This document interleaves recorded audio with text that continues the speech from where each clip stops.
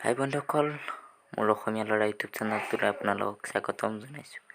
আজি আমি এঠাইলৈ যাব ওলাইছোঁ, বড়োসকলৰ সুন্দৰ মন্দিৰ হিৰম্বা মন্দিৰ। বলক হিৰম্বা মন্দিৰ দৰ্শন কৰি আহোঁ।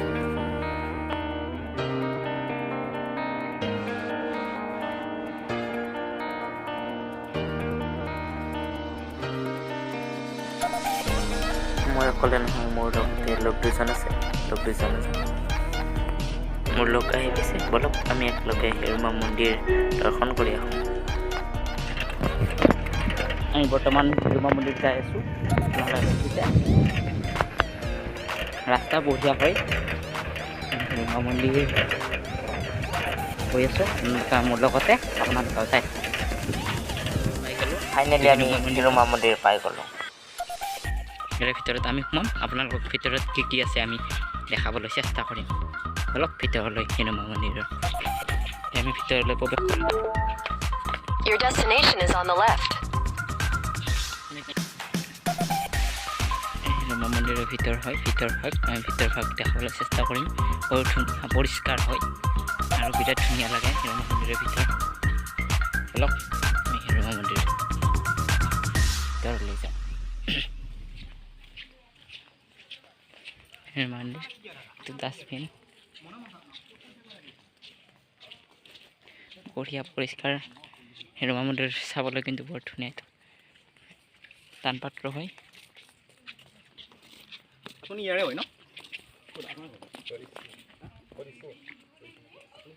এইটো 2 নম্বৰ গেটটো হয়, ইয়াৰে ভিতৰলৈ যাব লাগিব। চেণ্ডেল সলকাই ল'লোঁ।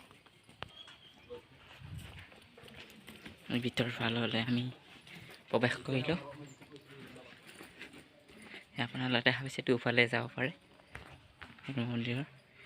হিৰম্বা মন্দিৰ বিৰাট পৰিষ্কাৰ হয়। ইয়াতে কমিটিয়ে পৰিষ্কাৰ কৰি ৰাখে হিৰম্বা মন্দিৰটো ভিতৰত, আৰু ধুনীয়া লাগে। আমি বলক হিৰম্বা মন্দিৰটোৰ ভিতৰ ভাগ আৰু দেখাম আপোনাক। সেইটো হিৰম্বা মন্দিৰৰ ভিতৰলৈ আমি সোমাই আহিছোঁ। ভিতৰত গ'লে প্ৰৱেশ কৰিলোঁ।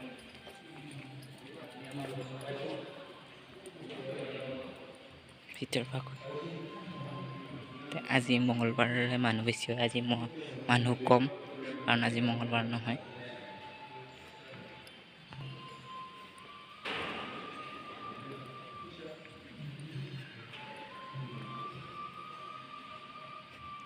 দেখাবলৈ চেষ্টা কৰিছোঁ হিৰম্বা মন্দিৰৰ ভিতৰত কি হয়। সকলো দেখাম হিৰম্বা মন্দিৰ কেনেকৈ। বড়ো মন্দিৰ হয়, কিন্তু বৰ ধুনীয়া মন্দিৰ। সকলো ফালে পৰিষ্কাৰ পৰিষ্কাৰ পৰিষ্কাৰ।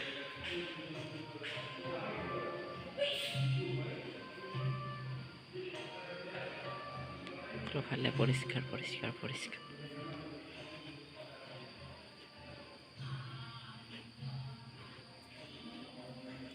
মন্দিৰৰ পিছফালে আহিছোঁ।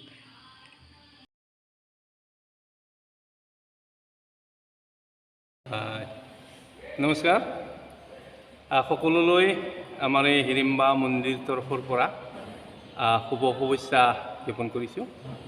মন্দিৰৰ বিষয়ে আমি বহুবাৰ বহু ইউটিউবাৰৰ লগত আমি সংযোগ হৈছোঁ।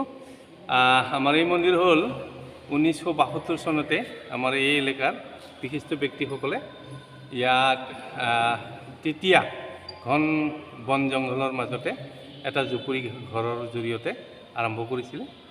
আহি আহি আমাৰ বিশেষকৈ অসম তথা ভাৰতবৰ্ষৰ বড়ো সম্প্ৰদায়ৰ বাথৌ ধৰ্মৰ যি পৰম্পৰা, ইয়াৰ ৰক্ষণাবেক্ষণ দিয়াৰ নিমিত্তে যোৱা 2013 চনত নিৰ্মাণ কমিটি এটা ইয়াত গঠন কৰা হৈছিলে। মানে মন্দিৰটো এতিয়া নতুনকৈ ৰিপেয়াৰিং কৰিব 13 চনত ৰিপেয়াৰিং কৰিছিল আৰু নাই, নতুনকৈ 13 চনত আমি মন্দিৰ নিৰ্মাণ কমিটি গঠন কৰি এই অৱস্থালৈকে অনাৰ আমি ব্যৱস্থা কৰিছিলোঁ। মানে মই ইয়াত আপোনাৰ আমাৰ BTCৰ সেই সময়ৰ EM মাননীয় লমচৰ দৈমাৰী, প্ৰয়াত যোগেশ্বৰ বসুমতাৰী তেওঁলোক আছিল সভাপতি সম্পাদক।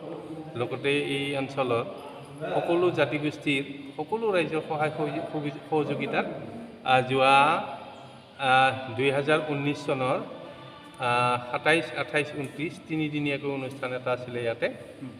এই অনুষ্ঠানতে সেই সময়ৰ ব্ৰিটিছৰ মুৰব্বী হাগ্ৰামা মহিলাৰীৰ উপস্থিতিত দ্বাৰ উন্মোচন সভা 3দিনীয়াকৈ অনুষ্ঠিত হৈ যায় আৰু ইয়াত অসম সাহিত্য সভাৰ কৰ্মকৰ্তাৰ লগতে বড়ো সাহিত্য সভা আৰু অন্যান্য আমাৰ অসম তথা ভাৰতবৰ্ষৰ ধৰ্মীয় অনুভূতিসম্পন্ন ৰাইজ আৰু বিশিষ্ট ব্যক্তিসকলে সহযোগ কৰি এই অনুষ্ঠানটো সম্পন্ন কৰা হয়।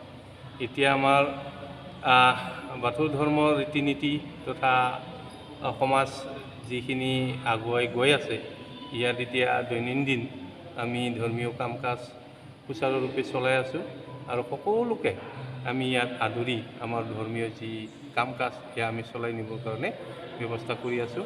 ইয়াত আমাৰ বিশেষভাৱে 5টা আমাৰ হেৰি আছে আপোনাৰ পৰ্ব। এই 5টা পৰ্বৰ বাদেও প্ৰতিদিনে ৰাতিপুৱা 8 বজাৰ পৰা সন্ধিয়া 6 বজালৈ আমাৰ মন্দিৰ প্ৰাংগণ খোলা থাকে। যদি চৰকাৰী SOP বন্ধৰ নিৰ্দেশ নাথাকে সেইখিনি সময়লৈকে আমাৰ খোলা থাকে আৰু ইয়াত সকলো দৰ্শনাৰ্থীকে আমি স্থান দিওঁ। লগতে আমাৰ ভাৰতীয় নীতিমতে যিসকলে আপোনাৰ বিয়াৰ বয়স মানে সঠিক সময় আহি পৰে তেওঁলোকে যদি আমাৰ লগত বিয়াৰ কাৰণে যোগাযোগ ৰাখে আমি ইয়াত বিয়া সম্পন্ন কৰোঁ। ইয়াতে গোটেইখিনিয়ে কৰে আৰু আপোনালোকে আৰু ইয়াতে সপ্তাহটো গোটেইকেইটা বাৰেতো খোলা থাকে আপোনাৰ গোটেই বাৰতে খোলা থাকে মানে যিহেতু এতিয়া মঙলবাৰে আমাৰ কৰোণা মহামাৰী ইয়াৰ কাৰণে কিবা নতুন কিবা হেৰি কিবা হৈছে নেকি?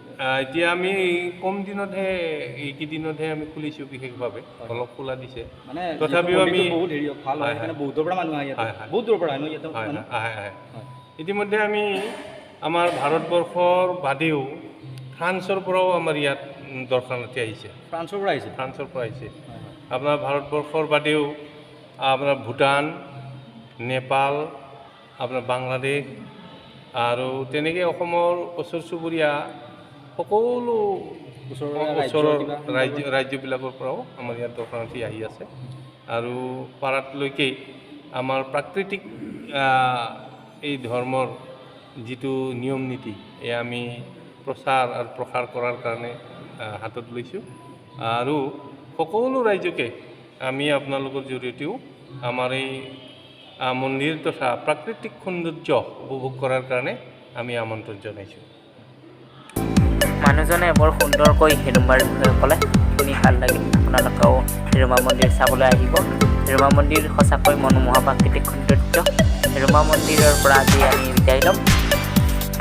তো যদি চাই ভাল লাগিলে লাইক কৰক, কমেণ্ট কৰক, ছাবস্ক্ৰাইব কৰক আৰু ঘণ্টি বাটনটো ক্লিক কৰক।